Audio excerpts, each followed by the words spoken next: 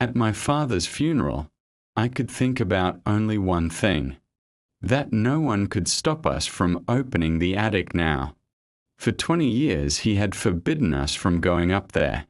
For 20 years he checked the lock every single night. And every time the staircase creaked by accident, he would go pale. When we found the key in his coat pocket, I felt something close to relief, like we were finally going to learn the truth. I didn't know that by morning, I would wish I could forget it forever. After Mom died, the attic became part of the silence in our house, like a rule no one questioned, like a word no one said out loud. Dad wasn't cruel. He didn't yell. He didn't drink. He never laid a hand on us. But whenever the attic came up, something changed in him. Once, when I was 9, I climbed a few steps while he was outside. The hatch was slightly open. I remember the smell, dust and something metallic. And the silence. Complete silence. Then I heard his voice behind me. "Get down." He was standing at the bottom of the stairs.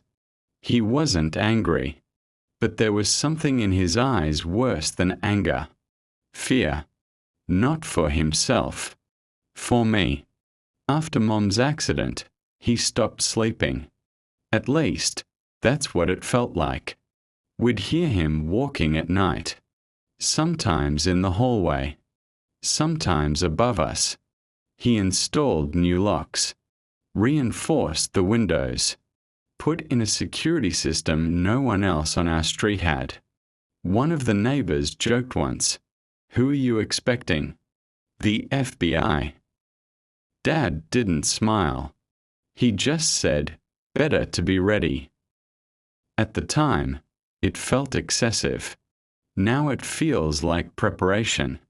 There were nights I'd wake up with the feeling that someone was watching me. I'd step into the hallway. Light would spill from beneath the attic hatch. Sometimes I'd hear a faint click, like a camera being turned off. One night I saw him sitting on the stairs, staring up. He was holding something heavy and metallic in his hand. I didn't know then it was just a flashlight. In the dark, it looked like a weapon. When we returned to the house after the funeral, the silence felt different. Not heavy. Expectant. Sarah went to the kitchen. I stayed in the hallway. For the first time in years, I looked up at the hatch and felt cold, like the house was waiting. We stood in front of the attic door for a long time before using the key. Sarah hesitated. If he was that afraid of it, maybe we shouldn't. I laughed. He was paranoid. That was the last thing I was certain about. The attic door opened without resistance. I expected dust, cobwebs, forgotten boxes. Instead, it was clean. Too clean. A bed neatly made. A desk with a mug, coffee dried at the bottom. Fresh footprints in the thin layer of dust on the floor. We stared at each other. He was up here recently. But he had been dead for 3 days. And we had been in the house the entire time. On the desk sat a laptop. Open. The screen had gone dark, but the power light was still on. I pressed the spacebar. A document appeared. Dates. Times. Short entries. The light came on again. He moved. Tonight he got closer to the door. A cold weight settled in my chest. Who is he? Sarah slowly turned toward the far wall. There was a second door. Metal. A lock on the outside. Everything snapped together in the worst possible way. A boy had gone missing 20 years ago. Dad's strange behavior. The locked room. The nights on the stairs. Sarah whispered what I didn't want to think. What if he was keeping someone here? My stomach turned. I almost called 911. My finger hovered over the screen. Then we heard it. From behind the metal door. A sound. Soft. Almost like breathing. We stepped back. Downstairs, a door slammed. We froze. You locked it, right? Sarah whispered. Yes. Slow footsteps echoed below us. Not ours. Someone was inside the house, and we were trapped in the attic, with a locked metal door behind us, and someone unknown below. I moved toward the small attic window and looked outside. A dark Ford was parked in the driveway. An old model, just like our former neighbors. The same neighbor whose stepson had disappeared 20 years ago. The front door creaked again. Sarah's voice trembled. He knows. And in that moment, I understood. Dad hadn't been hiding something. He had been holding something back. We didn't open the metal door immediately.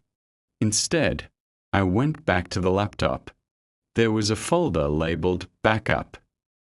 Videos. Security cameras. Our house. The street. The neighbor's yard. Dad had been watching someone. And that someone had been watching us. In the last file, the neighbor stood outside our house at night, looking directly at the attic window. The date was 1 week before Dad died. When we finally opened the metal room, it was empty. No person. Just boxes. Files. Photographs. Old police reports. And a recording. Not from Dad. From the neighbor. Hidden camera footage. His voice, low and distorted.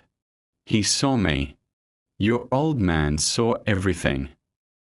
The missing boy hadn't died. He had been held somewhere. Moved. Hidden. Dad had been building a case. Piece by piece. For 20 years. He locked that room not to imprison someone, but to store the evidence that could get us killed. The last file on the laptop was from the night before Dad died. Security footage from our living room. The neighbor stood inside the house. Dad faced him. They argued. The audio was faint. Then the neighbor shoved him. Dad fell backward. Hit his head. The neighbor left.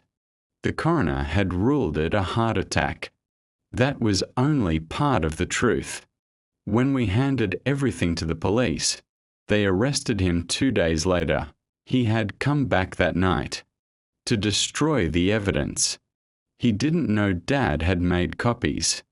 In the basement, we found them. Hard drives, cables, duplicates stored in fireproof cases. Dad had prepared for everything, even his own death. There were photos of us in one of the folders. Me, Sarah, Mom, taken from the attic window, through a long lens. He had been watching us too, making sure we were safe, making sure the neighbor wasn't near. He had lived between fear and protection. Every single day. The news showed the neighbor's face after the arrest. Old. Ordinary. That was the most terrifying part.